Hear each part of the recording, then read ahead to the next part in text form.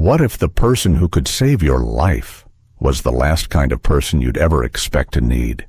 Ethan Carver was a billionaire owner of Carver Resorts, a name whispered with admiration in every corner of the luxury travel world. He had money, power, and influence, but also a past that had just come back, not for his heart, but to destroy the empire he built. And then there was Claire Whitmore, 34, broke, living in a tiny rented apartment with a resume stained by circumstances she never fully explained. She wasn't from his world. She couldn't even imagine it, but fate has a way of pulling the most unlikely people into the same storm.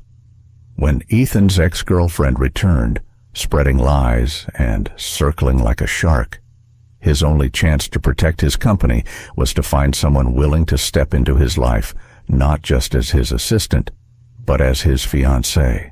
Could you, a stranger, walk into a billionaire's world and pretend to be the woman he loves, knowing the whole world is watching? This is a story of trust, class, and the kind of love that defies the odds. If it touches your heart, like, share, and tell me in the comments, what would you have done? Now, let's go back to where it all began.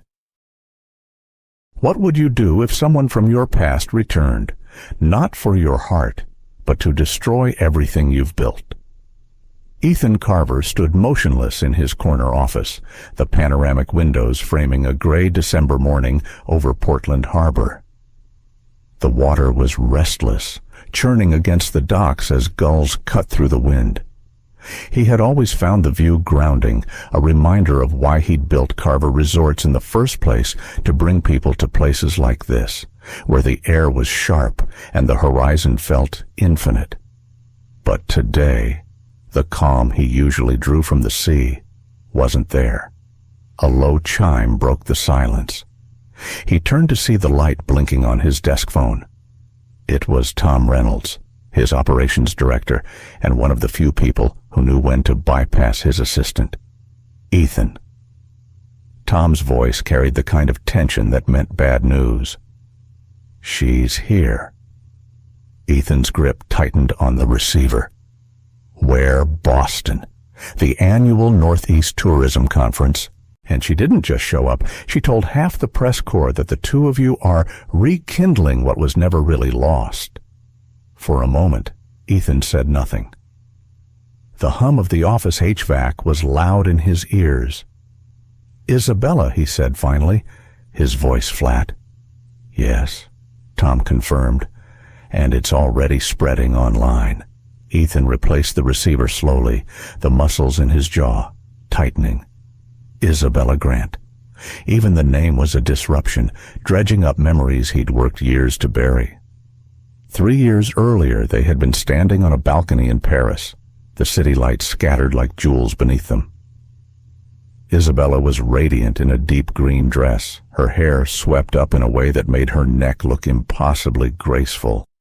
She was talking animatedly, passionately, about an offer she'd received from a Milan-based fashion house. It's the kind of opportunity people dream of.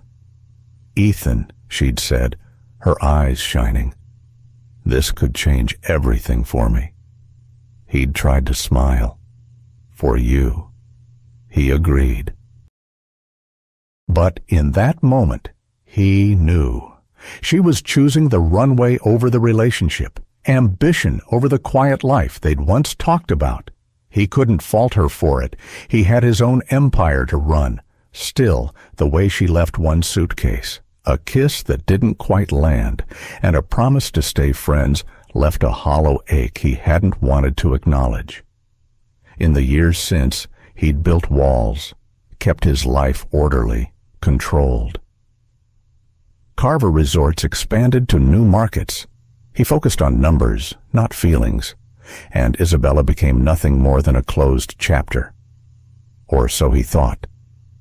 Now, she was back, and not as a ghost from the past, but as a threat to his present. Ethan turned back to the window. The harbor was still there, unchanged, but it felt different, colder, He knew Isabella. If she was planting stories in the press, there was a reason. She never moved without purpose. And she was dangerous in ways that had nothing to do with romance. Her charm could sway investors. Her words could twist reputations into knots. The worst part was the timing couldn't be worse. Carver Resorts was in the middle of negotiating a partnership with a European luxury travel group. The deal was delicate, months in the making. Any sign that Ethan's personal life was messy or that he might be distracted could spook the investors. He crossed the office, the soft carpet muffling his steps, and reached for his phone again. His thumb hovered over Tom's number, then stopped. No, this wasn't something to react to blindly. Not with Isabella. He moved to his desk and sat down, pulling a legal pad toward him. Old habit. When problems arose, he wrote them down, forcing himself to see the issue in black and white. Problem Isabella Grant is telling people, we are reconciling. Risk investors lose confidence, deal falls apart, expansion project collapses. Objective neutralized the narrative before it gains traction. But how lawsuits were messy, and Isabella was media savvy enough to spin them in her favor. Ignoring her was risky silence could be read as confirmation. Counter-messaging was possible, but it needed credibility, not just denial. He leaned back in his chair, exhaling slowly. The truth was, he hated this kind of fight, not because he couldn't win it, but because it pulled him into a game where feelings were weapons. And with Isabella, feelings had always been a double-edged sword. The office door opened a crack, and Tom stepped in without waiting for permission. His weathered face was set in a frown. She's booked a seat at the investors' dinner next week, Tom said. Front row? If she gets near them, she could poison the whole thing. Ethan rubbed his temple. She's not going to get near them. Tom's brow lifted. You have a plan. Not yet, Ethan admitted, but I will. Tom hesitated. If I may, you can't fight her alone. She thrives on making things personal. Maybe it's time to change the story, give the press something else to talk about. Ethan glanced up sharply. What are you suggesting? Appearances matter. If she's trying to paint you as the lonely, distracted CEO, show them the opposite. Show them you're focused, grounded, hell, even happily attached. Ethan almost laughed. So you want me to parade around a fake girlfriend? Tom shrugged. If it keeps her out of the boardroom, why not? The idea was absurd, and yet, the more Ethan thought about it, the more it had weight. Isabella knew his patterns. She'd expect him to respond with silence or controlled statements. She wouldn't expect him to rewrite the narrative entirely. It would have to be someone believable, someone who could handle the spotlight without being rattled, someone who wasn't afraid of Isabella's brand of elegance-laced venom. His mind began turning over the possibilities, names, faces. None of them felt right. Until a memory surfaced. A woman in a coffee shop that morning. Sharp eyes, quick words, and not the slightest flicker of intimidation when she'd called him out. A smile tugged at the corner of his mouth, surprising even himself. Maybe. Ethan pushed the legal pad aside, stood, and walked back to the window. The wind had picked up outside, rippling the surface of the water. He could almost hear Isabella's laugh in the gust light, practiced and just a little bit cruel. Fine. If she wanted a game, he'd give her one, but this time, the rules wouldn't be hers. And somewhere in the back of his mind, the thought took root. Perhaps the perfect counter to Isabella wasn't just a strategy, but a person he hadn't even met properly yet. The kind of person who might just turn his carefully managed world upside down. He turned back toward the harbor, the winter light catching on the edge of his watch. Somewhere in this city, the woman with the sharp eyes and sharper words was going about her day, unaware of the storm she'd just stepped into. He didn't know her name yet, but he would before the day was over. Claire Whitmore had never been much of a morning person, but lately, mornings felt heavier than they used to. The little apartment she rented above a bakery in Portland smelled faintly of bread and cinnamon, a comfort she'd come to rely on.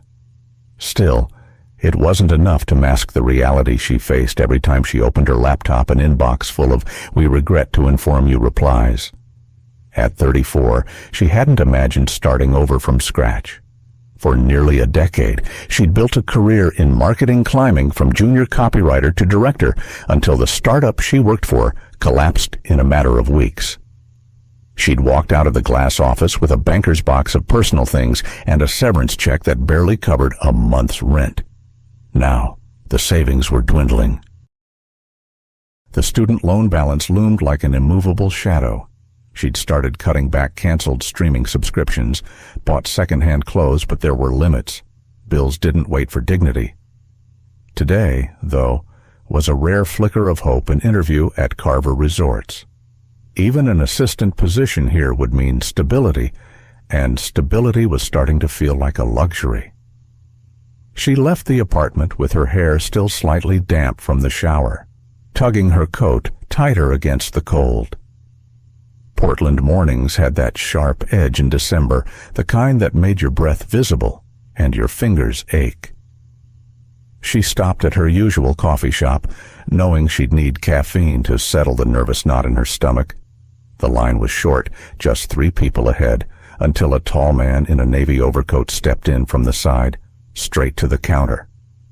Claire blinked. Maybe he hadn't seen the line. "Excuse me," she said, trying for polite. He didn't turn, just gave the barista his order in a low, confident voice. Something in her chest tightened. It wasn't just the line, it was the assumption, the way he acted like he belonged wherever he stood. "Money doesn't buy you manners," she said, louder than she meant to. That made him turn. His eyes were a striking gray blue, cool as winter water, studying her for a moment longer than was comfortable. There was the faintest curve at the corner of his mouth, but no apology. He simply nodded once, took his coffee, and left. Claire exhaled, feeling heat rise in her cheeks. Maybe she shouldn't have said it, but then again, maybe someone needed to. By the time she reached the Carver Resorts headquarters, she'd nearly forgotten about him until she stepped into the sleek reception area and saw him again. The man from the coffee shop was leaning casually against the reception desk, speaking with the front desk assistant. This time, he was without the overcoat, revealing a tailored suit that looked like it had been made for him, which it probably had. The receptionist looked up. "Ms. Whitmore, Mr. Carver will see you now." It took her a second to process the name. Carver, of course. Ethan Carver, the Ethan Carver, CEO of Carver Resorts. The man's gaze met hers, and in that moment, she knew he remembered her too. There was a flicker of amusement, maybe in those storm-colored eyes. "Ms. Whitmore," he said evenly, extending a hand. "Shall we?" The walk to his office felt longer than it was. Floor-to-ceiling windows offered sweeping views of Portland Harbor, the same view she'd admired countless times from the ferry terminal, never imagining she'd see it from here. Ethan gestured toward a chair. "You're here for the assistant position?" "Yes," Claire said, keeping her tone steady. His questions started out standard, her background in marketing, her experience with scheduling and event planning, but there was an undercurrent in the room, a subtle weight to the pauses between his words. "Why Carver Resorts?" he asked finally. Claire hesitated, then decided against the polished answer she'd rehearsed. "Because I need a job, and because I'm good at mine, even if my last company went under." She met his gaze directly. "I believe in working hard. I don't believe in pretending things are perfect when they're not." A muscle in his jaw shifted, almost imperceptibly. "You speak plainly," he said. "I find it saves time," she replied. For the briefest moment, the edge in his posture eased. He asked a few more questions about her organizational habits, her ability to travel on short notice. She answered without embellishment, letting the facts stand on their own. When the interview ended, Ethan stood. "Thank you for coming in, Ms. Whitmore." She rose too, resisting the urge to read anything into his tone. As he walked her back toward the reception area, she caught a glimpse of him in the glass wall's reflection, shoulders squared, expression unreadable. But something in the way he looked at her, just before she stepped into the elevator, made her wonder if she just passed some test she didn't know she was taking. The elevator doors closed, and Claire let out the breath she'd been holding. She had no idea that the man she'd called out in a coffee shop that morning was about to offer her the strangest and most life-altering job of her life. Claire left the room with the same calm stride she'd entered, though Ethan caught the flicker of curiosity in her eyes before the door shut. He leaned back in his chair, staring at the closed door for a long moment. Outside, the harbor wind pressed against the glass, restless and cold. As the door closed behind her, Ethan's mind was already working faster than the tide outside his window. Maybe she wasn't just another candidate. Maybe she was the solution he hadn't dared to consider until now. Claire had barely settled into the worn leather chair across from Ethan when he closed the file in front of him and looked her dead in the eye. "I'm going to be upfront with you," he began, his voice carrying the kind of calm that suggested he'd already weighed the consequences. "The position I'm offering isn't exactly standard." Claire arched a brow. "I figured. Your HR manager said you wanted to speak to me personally. That's not common for an assistant job." "It's not just an assistant job," he said, leaning forward, forearms braced on the desk. "Yes, I need someone to manage my schedule, coordinate travel, handle investor correspondence, all the usual things." But he paused just long enough for her to notice the tension in his jaw. "I also need you to play a role. Publicly." Claire tilted her head. "What kind of role, my fiancé?" The word dropped between them like an anchor hitting the harbor floor. Claire blinked, certain she'd misheard. "I'm sorry, you're—" "What, my fiancé?" he repeated, not flinching. "In public, at certain events, you'd be presented as someone I'm engaged to." She laughed once, sharp and disbelieving. "That's not exactly in the job description?" "No, it's not," he admitted, "but there's a reason." He swiveled slightly toward the window, the winter light etching the hard lines of his face. "Isabella Grant, my ex, has resurfaced. We ended things years ago, but she's decided to insert herself back into my life, and worse, into my business." Claire remembered the name. Anyone who'd flipped through a fashion magazine in the last decade did. Isabella Grant. All sharp cheekbones and couture gowns, the darling of the New York design world. "She's been contacting key investors," Ethan continued, "telling them I'm considering selling Carver Resorts, that I'm distracted, that I'm no longer in control." "And they believe her?" Claire asked. "Some do. Enough to put several contracts at risk. We're days away from closing one of the largest expansion deals in our history. If that falls through because of her games—" His voice tightened. "I won't let that happen." Claire folded her arms. "So, your solution is to fake a relationship, to make it clear to everyone, investors, media, the industry, that I'm stable, focused, and moving forward, that my personal life is settled." His gaze locked on hers. A fiancé sends a clear signal. She leaned back, studying him. "You could hire any actress, any PR stand-in. "Why me? Because you're not from this circle," he said simply. "You're smart. You're direct." And the faintest curve touched his lips. "You already called me out in a coffee line without knowing who I was. I need someone who's not afraid to look me in the eye." Claire's stomach knotted. This was insane. Pretending to be someone's fiancé, especially someone with his level of public exposure, was the kind of thing that could stick to your name forever. "It's risky," she said finally. "For my reputation, for my career, and honestly, for my sanity. I'll make it worth your while." He named a salary double what she'd made in her last director-level role, plus travel perks, full benefits, and a completion bonus that could erase her student loans. She tried not to let her eyebrows climb. That kind of money could change her year, maybe her life. But so could a public scandal if this blew up. "You'd have to guarantee one thing," she said slowly. "Name it. Strictly professional. No blurred lines. No misunderstandings. This is a contract, not a romance novel." Ethan's gaze didn't waver. "Strictly professional. You have my word." Claire exhaled, feeling the weight of the decision settle on her shoulders. "Fine. I'll do it. But if I end up on some tabloid cover with a headline like "Mystery Fiancé Rocks Billionaire's World," I'm sending the therapy bills to you." A ghost of a smile touched his face. "Deal." He reached into a drawer and slid a single sheet across the desk.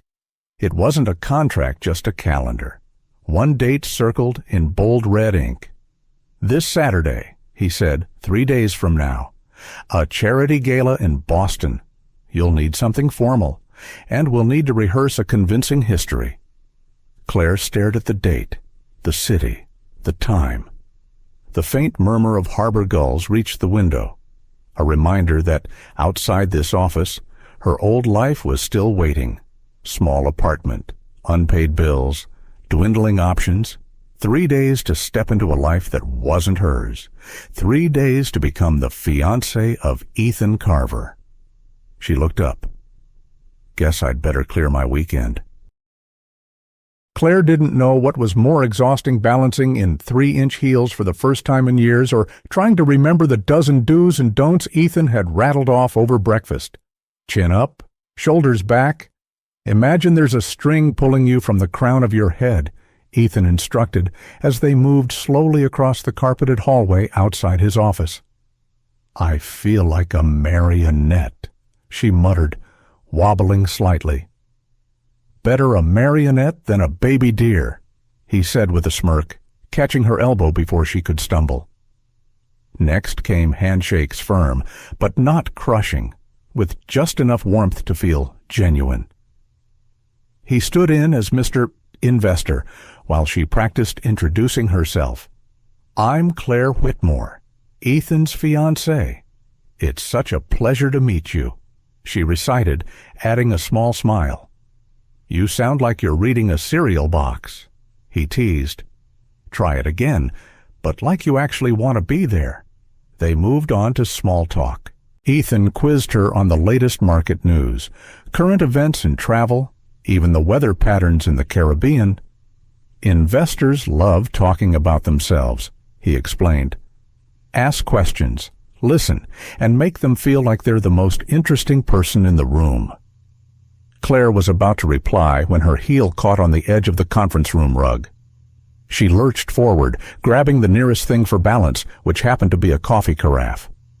The lid popped loose, and a thin stream of coffee arced across the polished table before splattering onto a stack of presentation folders.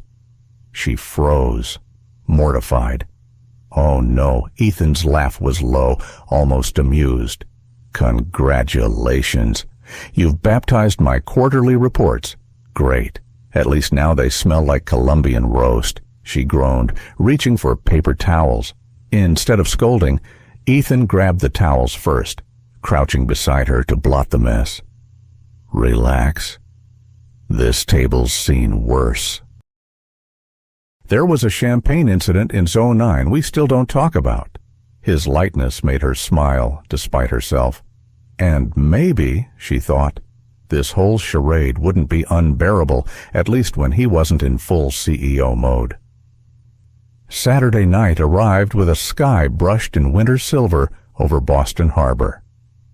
The gala venue glittered with chandeliers and the soft hum of conversation. Claire's midnight blue gown skimmed the floor, and her hair was swept into an elegant twist. Courtesy of a stylist Ethan insisted on hiring. He offered his arm as they entered. Remember, 3 seconds of eye contact, firm handshake, and you actually like these people. "I'll do my best," she whispered back. Within minutes, they were swept into a circle of investors near the silent auction tables. A white-haired man with a voice like gravel asked her about her thoughts on Carver Resort's environmental initiatives. Claire's nerves stilled. This, at least, she knew. She spoke about growing up near Maine's rocky coastline, how her parents taught her to respect the ocean, how sustainable tourism could protect communities while still driving growth. She added a personal story about a small fishing town she'd visited that turned ecotourism into a lifeline. By the time she finished, the man was nodding enthusiastically. "We need more people in this business who think like you, young lady." Ethan's glance at her held something like pride.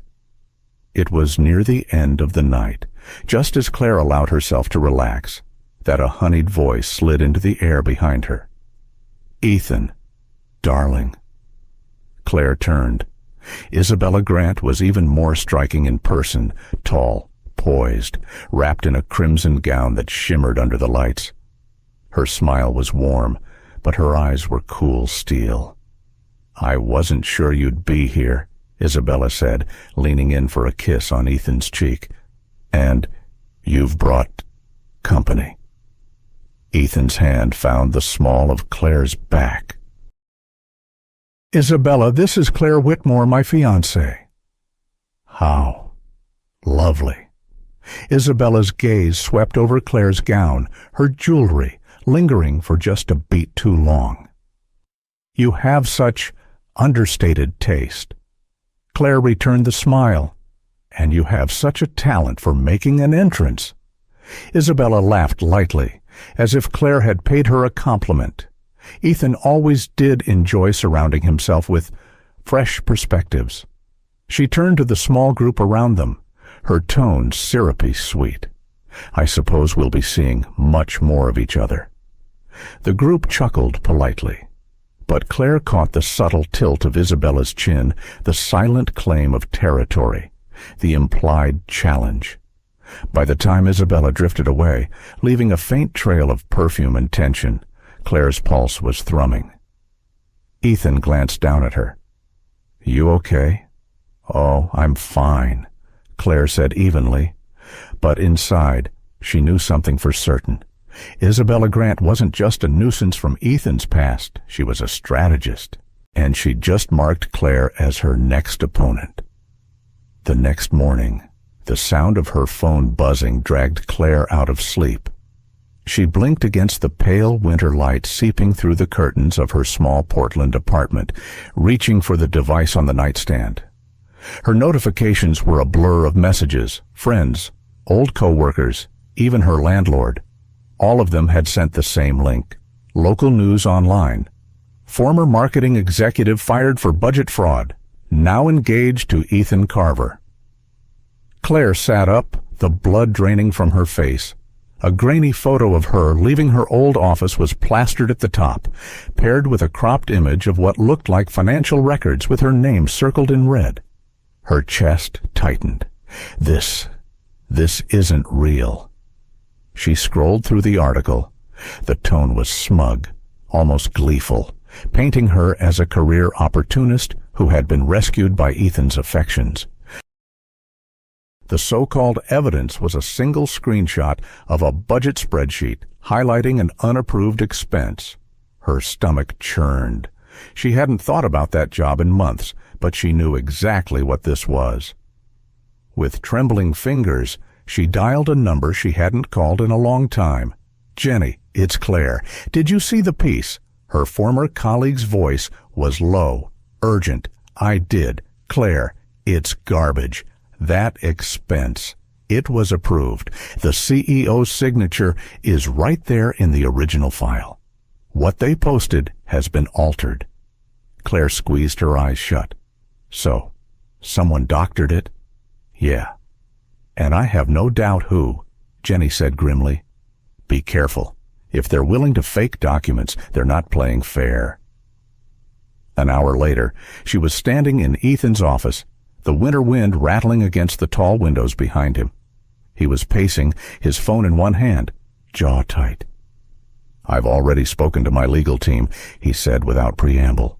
"We'll sue for defamation, force a retraction." "That's not enough," Claire interrupted. He stopped pacing, his eyes narrowing. "Not enough." Claire took a deep breath, willing her voice to stay steady. "If we just react, they set the pace. We'll spend weeks cleaning up after them while the whispers spread. We can't just play defense. We need to take control of the story." Ethan studied her, a faint spark of approval in his gaze. "What are you suggesting?" "We show people who I actually am, not through press releases or legal jargon, but through actions. Let them see us in ways that make this lie impossible to believe." He frowned. "That takes time."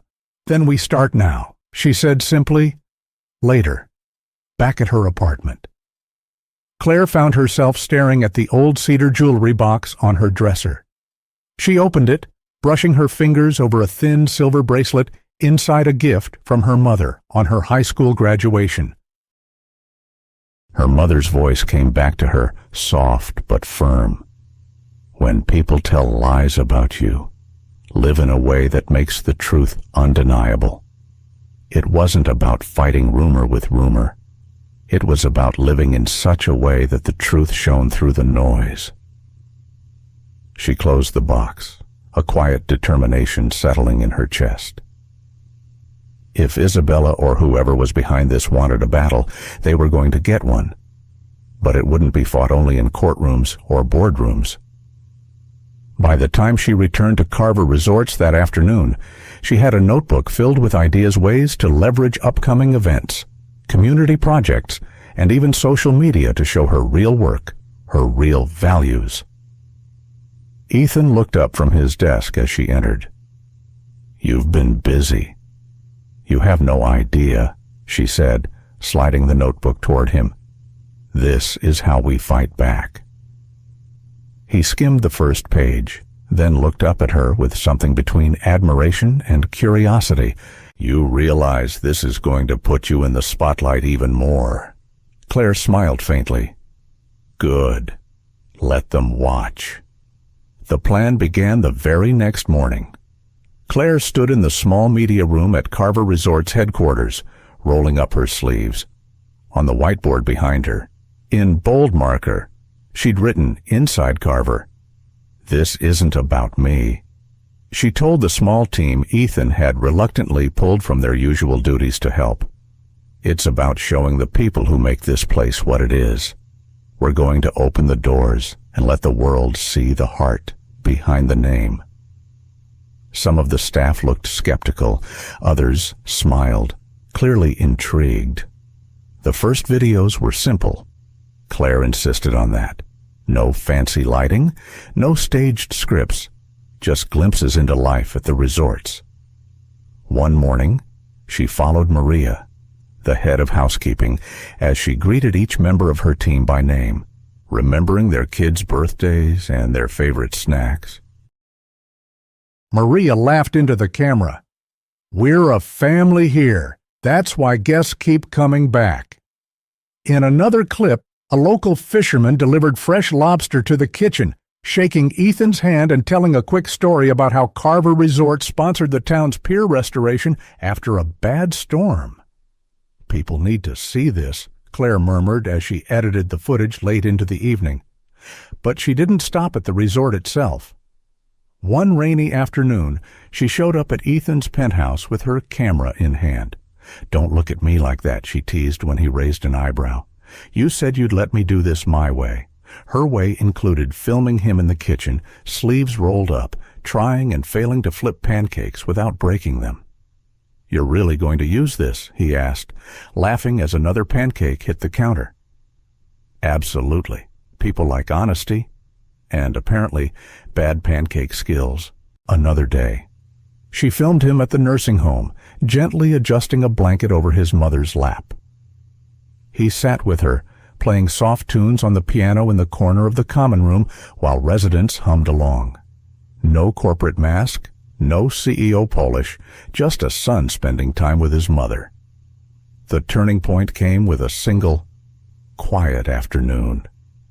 Claire had been filming B-roll for the campaign when she stumbled upon Ethan in the resort's game room, sitting across a chessboard from an older man in a worn navy ball cap. She started to step back, not wanting to intrude, but Ethan waved her over. "Claire, meet Tom. We served together back in the Navy." Tom grinned, his eyes crinkling. "Your boss here used to beat me at chess every week. Still does, though I'm catching up." As the game went on, Ethan began telling stories about deployments, about the nights when the sea was so dark it felt like they were floating in space, about the brothers in arms who never came home. When Tom excused himself, Ethan stayed behind, staring at the board. "After I left the Navy, I knew I wanted to build something that gave people a sense of belonging. That's what Carver Resorts is to me, a safe harbor." Claire lowered her camera slowly. She knew the world needed to hear that, but in that moment, she also knew something else. She was beginning to see Ethan in a way she hadn't expected. Within a week, the hashtag Inside Carver was everywhere.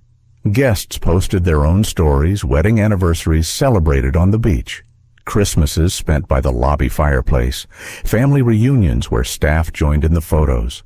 Local businesses chimed in, praising Carver Resorts for sponsoring youth sports, funding coastal cleanups, and supporting small vendors.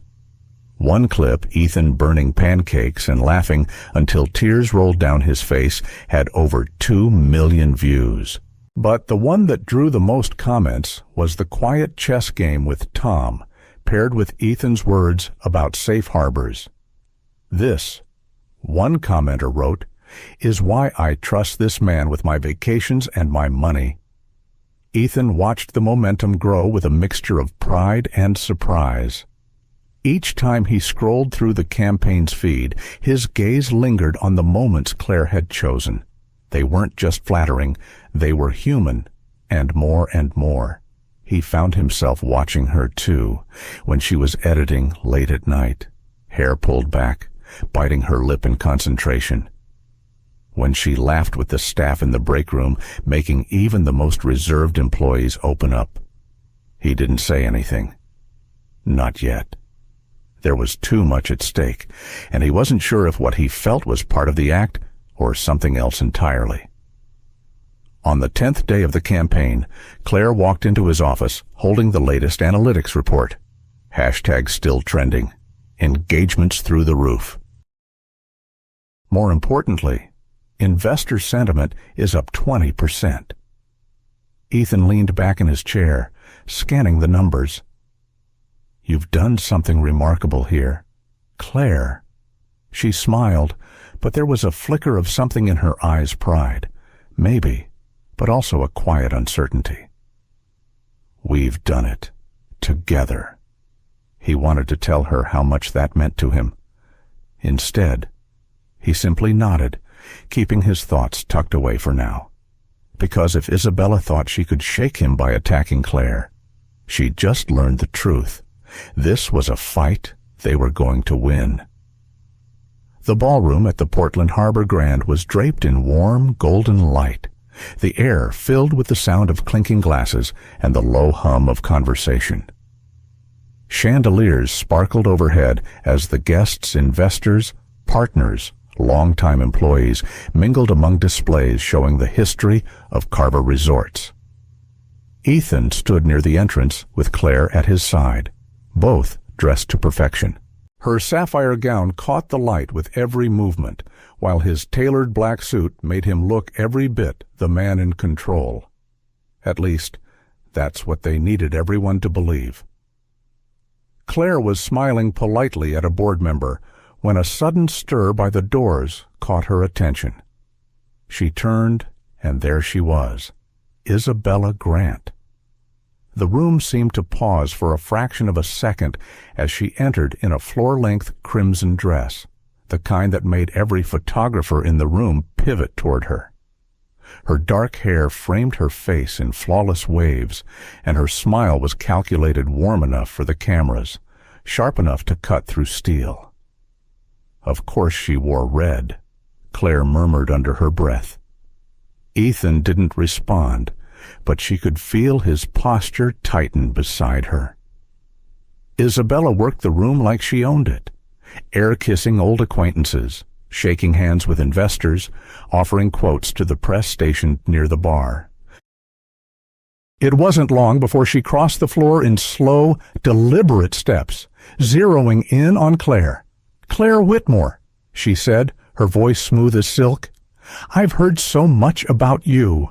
"Funny," Claire replied, keeping her smile even. "I've heard quite a bit about you, too."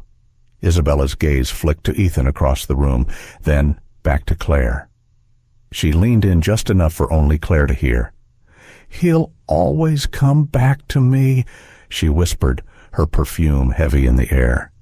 "Men like Ethan, they don't rewrite their stories. They just circle back to where they belong. For a heartbeat." Claire felt her pulse in her throat.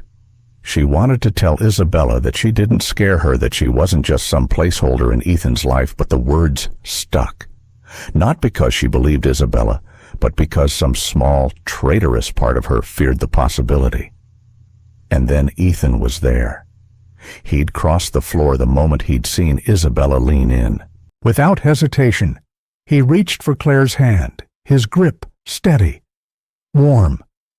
"Excuse us," he said to Isabella, his tone polite but final. "We have something to take care of." He didn't stop until they were at the small stage at the front of the room. Conversations began to quiet as people noticed them. The spotlight shifted. Ethan stepped up to the microphone, still holding Claire's hand as though letting go wasn't an option. "Good evening," he began, his voice carrying over the crowd. "Tonight marks 20 years of Carver Resorts.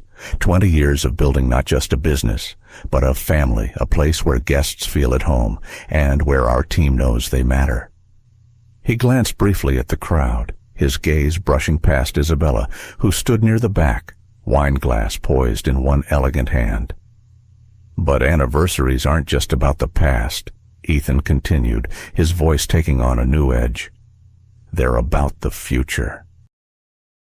And if tonight proves anything—" He looked down at Claire, his expression softening in a way that made the rest of the room fade away. "It's that I don't want my past back. I want my future with her." A murmur rippled through the crowd, quickly rising into a wave of applause. Cameras flashed. Someone whistled from the back. Claire felt heat rise in her cheeks, but she didn't look away from him. Not when his words felt less like a performance and more like a truth he'd been holding back for weeks. Isabella's smile faltered. She set her glass down with precision, as though every movement had to be controlled to keep from shattering. Without another glance toward the stage, she turned on her heel and walked out, her red dress trailing behind her like a banner of retreat. As the applause subsided, Ethan leaned toward the microphone once more. "Now," he said with a small smile, "let's get back to celebrating the people who made all this possible." The band struck up a lively tune, and the room came back to life. But for Claire, the noise was distant, her focus locked on the man still holding her hand. Was that part of the act, she asked quietly when they stepped off stage? Ethan's answer was immediate, steady. No. He didn't explain further, and she didn't push, not yet. But as the night went on, she couldn't shake the feeling that something between them had shifted. The night air off the harbor carried the faint scent of salt and wood smoke, cool enough that Claire pulled her shawl tighter around her shoulders. The celebration at the Portland Harbor Grand had wound down, the music fading behind them as they slipped out a side entrance. Neither spoke at first. Their footsteps echoed softly on the wooden planks of the pier, the water below catching shards of light from the street lamps. Somewhere in the distance, a buoy bell chimed, marking the slow rhythm of the tide. Ethan walked beside her, his hands in his pockets, shoulders still squared from the evening's performance, but Claire could feel it the way the air between them was different now, charged in a way it hadn't been before. "You didn't have to say that," she said at last, her voice breaking the quiet. He glanced at her, brow furrowed. "Say what that bit on stage, about your future." She tried to make it sound light, even teasing, but the question underneath was too sharp to ignore. Ethan stopped walking. The harbor wind lifted the edges of his hair, and for a moment he looked almost uncertain, a rare sight.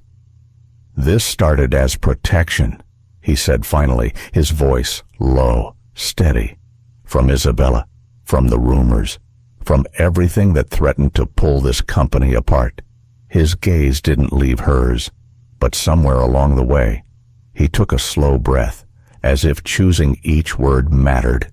"It became the only part of my life that feels real." The words settled between them, heavy but warm, like the weight of a blanket on a winter night. Claire's instinct was to look away, to guard herself against the hope those words carried. But she didn't. Instead, she searched his face, finding no trace of performance, no hint of the polished CEO, just Ethan. She let the silence stretch, letting the truth sink in. "Good," she said finally, a small smile tugging at her lips, "because I'm tired of pretending too." Ethan's answering smile was slow, almost disbelieving, as though he hadn't dared to imagine she might feel the same. They stood there, the dock beneath their feet swaying gently, the night wrapping around them like a secret. No cameras, no staged poses, no one to watch except the moon and the dark water below. Ethan stepped closer, close enough that Claire could see the faint lines at the corners of his eyes, the way his gaze softened when it rested on her. "May I?" he asked quietly. She didn't answer with words. When their lips met, it was nothing like the carefully timed displays they'd performed for the press. This kiss was slower, deeper, anchored in all the unsaid things they'd been carrying. Claire's hands found the edges of his jacket, holding on as though the dock beneath them might vanish. Ethan's hand came up to cradle her face, his thumb brushing against her cheekbone. The steady thud of his heartbeat beneath her palm was more grounding than the wooden planks or the faint hum of the harbor lights. When they finally pulled apart, the air felt warmer, as though the cold wind off the bay had lost its bite. "We should head back," Claire murmured, though neither moved right away. "Yeah," Ethan said, but his hand stayed linked with hers as they turned toward the street. The glow from the ballroom windows spilled faintly across the pavement ahead of them. But for now, the only light Claire cared about was the one she'd just seen in Ethan's eyes. The first warm breeze of late spring drifted across the coast, carrying with it the scent of salt water and blooming lilacs from the gardens near the resort entrance. Claire knelt in the soft soil, wearing jeans and a faded Carver Resort sweatshirt, her hair tied back in a loose braid. She pressed a final row of marigold seedlings into place, brushing dirt from her palms with a satisfied sigh. Behind her, the sound of laughter floated up from the beach. Ethan was down there in rolled-up khakis, barefoot, hauling driftwood alongside a group of employees. They were clearing the shoreline after a week of heavy storms, part maintenance, part community tradition. Every so often, he'd stop to skip a stone into the waves, drawing cheers from the younger staff. 6 months had passed since the night on the pier when they'd finally stopped pretending. Much had changed, though some things, like the way Ethan's eyes softened when they landed on her, remained exactly the same. Claire was no longer just the assistant. She now carried the title of Director of Communications, a role she had built from the ground up. Twice a month, she led a crisis communication workshop for resort managers across New England. Her Inside Carver campaign had been studied in marketing courses and praised in industry publications. The media still loved them. The phrase Carver and Whitmore had become shorthand in local business circles for a partnership that blended power with authenticity. Magazines called them a power couple with heart, though Claire rolled her eyes at that. She knew the truth. Their power was less about glamour and more about showing up for people, whether that meant planting flowers or hauling seaweed off the sand. Ethan climbed the slope from the beach, wiping sweat from his forehead with the back of his wrist. "You've been busy," he said, eyeing the neat lines of marigolds. "And you've been showing off your stone-skipping skills," Claire replied, standing and brushing her knees. "3 skips. 4, he corrected with a grin. "But who's counting?" She handed him a bottle of water from the garden bench, and he took it with a murmured thanks. For a moment, they simply stood there, side by side, watching the gulls wheel over the harbor. "You know," Ethan said after a beat, "we've had every kind of trip these past months. Press tours, investor meetings, conferences, and not one of them," Claire finished, "was actually a vacation." "Exactly." He glanced at her. "What do you think about a week, just us? No work, no schedule, no phones, if we can stand it." Claire tilted her head, pretending to weigh the idea. "Dangerous. We might remember we have lives outside this place. That's the point." His voice was light, but there was an undercurrent of longing in it, a man who had spent years building an empire, suddenly realizing he wanted time as much as he wanted success. She smiled, picturing mornings without alarm clocks, days with no meetings, evenings with nothing but the sound of the ocean, and maybe, if she was lucky, Ethan attempting to cook without burning something. "All right," she said at last. "But you pick the destination. Surprise me." "Deal." As they walked back toward the resort together, Ethan reached for her hand. It was a simple gesture, but one that still made Claire's chest warm. 6 months ago, she'd stepped into this world under the strangest of circumstances, not knowing if she'd last a week. Now, with the sun setting over the water and the garden blooming behind them, she couldn't imagine being anywhere else. Some stories began with chaos. The best ones, she thought, learned how to grow something beautiful out of it. The sky was painted in soft layers of amber and rose as the sun sank toward the horizon. From the balcony of the top-floor suite at Carver Resorts, the view stretched endlessly, white caps catching the last light, gulls gliding low over the water, and the distant hum of a fishing boat making its way home. Claire wrapped her hands around a steaming mug of coffee, letting its warmth seep into her fingers. The ocean breeze tugged gently at her hair as she leaned on the railing behind her. Ethan stepped out, also carrying a mug, his tie loosened and his shirt sleeves rolled up. They had just finished hosting the resort's annual charity weekend, an event that not only raised a record-breaking sum for local coastal conservation, but also brought together investors, employees, and the small-town community in a way Claire had never seen before. It was the last item on their calendar for weeks. For once, there was no looming crisis, no uninvited appearances from the past, no media storm to weather. Isabella had quietly left the public eye months ago, retreating overseas after selling her struggling fashion brand. The rumors she'd once tried to weaponize had long been replaced by stories of Carver Resort's innovations and the steady, undeniable success Ethan had built. Even the investors who had once hesitated now praised the company's direction and, some privately, admitted that seeing Ethan with Claire had reassured them more than any quarterly report ever could. Claire took a slow sip, savoring the coffee in the moment. "Still think hiring me was just a business decision?" she asked, a playful glint in her eyes.